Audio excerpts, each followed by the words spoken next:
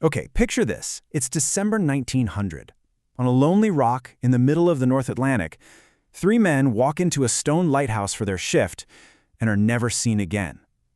These weren't amateurs, they were seasoned keepers, and they vanished without a single trace, leaving behind a string of bizarre clues that honestly still don't make any sense. This is one of the greatest maritime mysteries of all time. Let's get into it.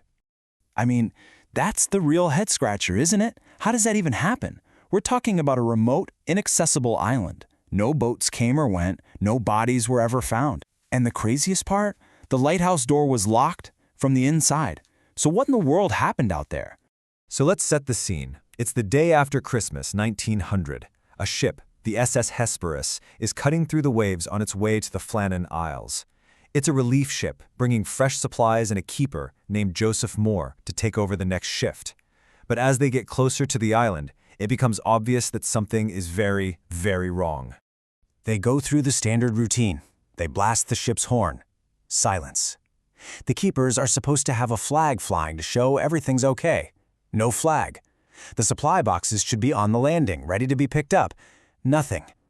The captain fires a flare into the sky, and the only answer they get is the haunting cry of thousands of seabirds. Can you imagine being Joseph Mòr right now? He's the one who has to go ashore, all by himself, to figure out what's going on. He has to climb this insane 160-step staircase carved right into the side of a cliff.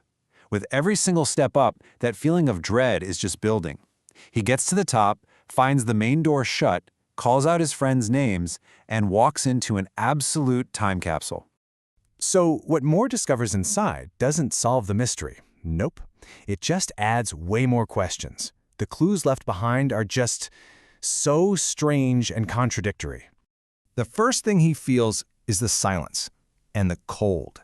The fireplace is dead, and on the wall, a kitchen clock has stopped ticking. Now that might not seem like a huge deal, but in a lighthouse, routine is everything. Those clocks are wound like, well, clockwork. For one to stop means that routine was broken, and broken days ago. And then he sees the kitchen table. There's a meal of meat and potatoes just sitting there, half-eaten and cold. It's like the men were in the middle of dinner and something made them jump up from the table, fully expecting to come right back. Whatever happened, it happened fast. Then, there's the one and only sign of any kind of disturbance in the whole place. A single wooden chair, knocked over onto the floor. It's such a powerful image.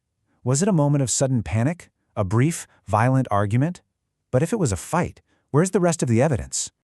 But this is the clue that messes with every single theory. Their oilskins, their heavy waterproof coats and gear, were hanging on their hooks. Well, two sets were. One set was missing. That means one keeper went outside properly dressed for a storm, but the other two?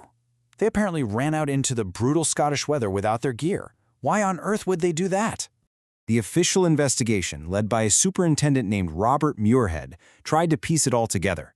And when he looked outside the lighthouse at the western landing, he found signs of just unbelievable power.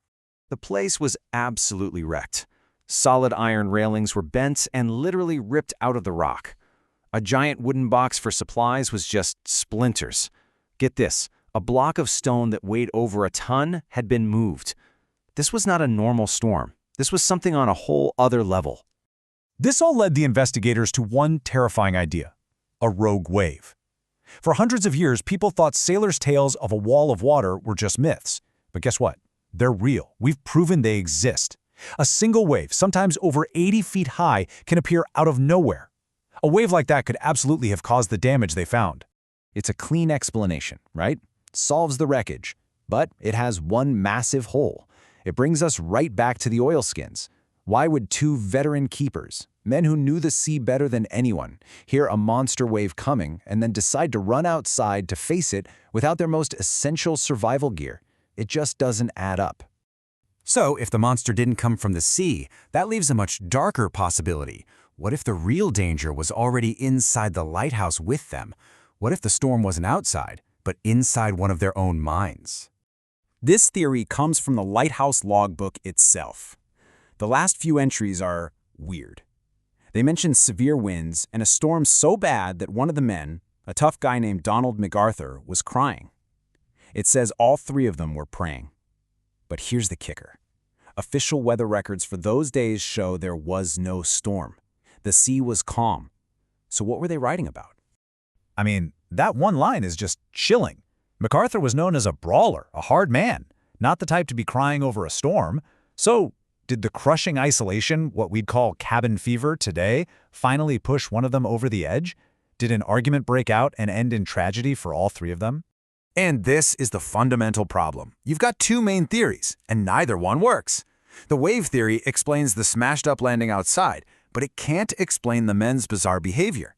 The murder theory explains the strange log entries and the overturned chair, but it doesn't explain the massive damage outside or where the bodies went. Each theory is a dead end. So, with no logical explanation, the story of the Flannan Isles Keepers just sort of left reality and became a legend. It's a perfect mystery, right? And that's exactly why it has captured our imagination for more than a century. When there's a vacuum of facts, people will fill it with anything and everything. Theories started flying around. Maybe they were kidnapped by foreign spies, or maybe it was something supernatural. The island has all this folklore about fairies or good people, and a local legend about a ghost ship. But the thing that really launched this story into myth was a poem written in 1912. The poet took the known facts and added this eerie, ghost story vibe that people absolutely loved. He even invented some details, like 3 blackbirds watching the scene. And now a lot of people think those invented details are part of the real story. That's how a legend is born.